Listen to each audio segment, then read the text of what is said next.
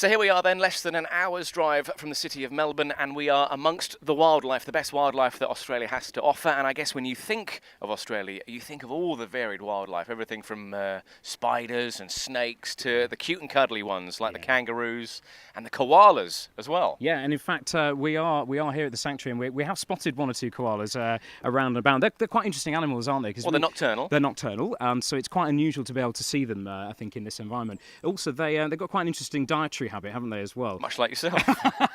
Yeah, I mean, they get all of their moisture. They don't drink water. They get all of the moisture from eating eucalyptus leaves, which 4 kilos a day. Yeah, and it takes them a long time to digest the food as well. So that's why they're quite, perceived to be quite lazy animals as well. Spend a lot of time hanging around in the trees, keeping in the shade, and digesting their food. You want to know something I found out? Go on. Only we call them koala bears. Australians just call them koalas because they're not bears. I didn't know that. And we think they're cute, we think they're cuddly, but they have some pretty oppressive claws, which is what they use, obviously, to hang on to the trees. And we can see one of our dear friends up there doing exactly that. But there is a serious side to the work that happens here, and it's not just being up close to the animals. They look after sick and injured animals as well, which is exactly where we're heading next as we head to the animal hospital. Okay, so let's get a better idea, a better understanding of exactly what happens at this amazing place. And one of the experts here is Dr. Shearings. Good to see you. Nice to see you too. And who's our patient? This is a Gippsland water dragon. He was found in Ringwood, and they're not supposed to be found in Ringwood, so we think he might have been an escaped pet or hitched a ride with someone. And the unique thing about this is that we're kind of on show as well. While I'm talking to you now, there's a whole bunch of people kind of staring at us, which can that be a little off-putting when you're doing these operations? No, you get used to it, and when you're concentrating on what you're doing, you sort of don't realise that they're there, and you sort of ignore the peering eyes, so you get used to it. But very unique, though, for the general public to be so up close and personal to some of the operations that happen here. I mean, this is, I guess, quite unique for Australia, yeah? Yeah, it is. It's unique on a world scale as well. Not only can people look through the glass windows to look at us, there's also cameras in the roof so they can see directly into the operation. And if we're using special tools like an endoscope or an ultrasound, we can actually hook it up and play that through the video so that people can actually, in effect, be inside the animal as well. So it's really unique. Well, I'm going to leave Ben to finish messing around with the lizards, and I've got something I think is much more exciting now. A career-defining moment, you could say. Think about Michael Parkinson, that famous interview he did with Emu.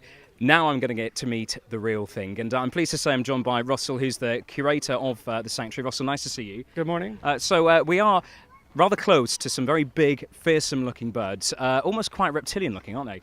They are. They're actually Australia's largest bird, the second largest bird in the world, just behind the ostrich out of Africa.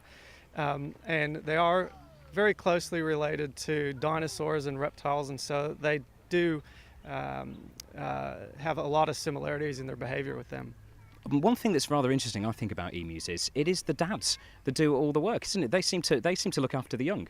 They do. It's quite unique in the animal world that the female actually is the one that does the bolt and takes off and leaves the eggs for the dad to hatch and then raise those chicks up, which takes about 3 to 4 months. Okay, well, should we see if we can get some of them over? You've got some of their favourite food here, haven't you? Yes, it's a native caprosmon. It's got a little red berry on there, which is quite sweet, and it's one of their favourite foods. And is this a male or a female here we've got who's tucking in? This is a male. Excellent. Well, I think what we should do now is leave this one to finish having its lunch. It seems to be rather enjoying it, and say thank you very much, Russell. Thank you. So it's incredible to see how up close and personal you can get to the animals here. Yes, it is, and quite. I'm such a city slicker. Quite literally so. Ooh.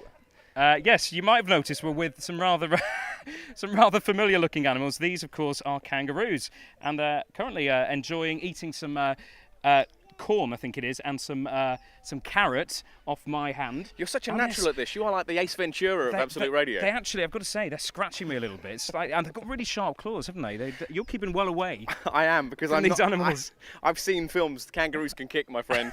But this is incredible, and I suppose the unique thing is just how close the general public can get to these animals. This one's coming up quite fast. Right? But we have an expert here with us today who I think is going to tell us a little bit more. We need one. Let's be Come honest. on over. Hi guys, what's your name? My name's Sue. Sue, and just tell us a little bit about the animals. Then, I mean, they seem quite placid at the moment, but they've got very sharp claws, haven't they? They do, but the sharp claws are there for digging, not for having a go at you guys, more for digging at the ground. So they're quite safe. They're only after the food. They're only vegetarians. They're not after your fingers. So yeah. What is the collective term for a congregation of kangaroos? We've got a small little mob in front of us at the moment. So a mob. a of mob? Kangaroos. Yeah, a mob. And is the idea that these kangaroos will then go back out into the wild? Is that? No, these guys have been born in captivity and they're a captive population, so they'll stay here. I don't know if they'd do all that well out in the wild because they're used to being hand-fed every day, so we make sure that they're well looked after here. This one's rather enjoying the microphone. She is. I think she's wanting to say something.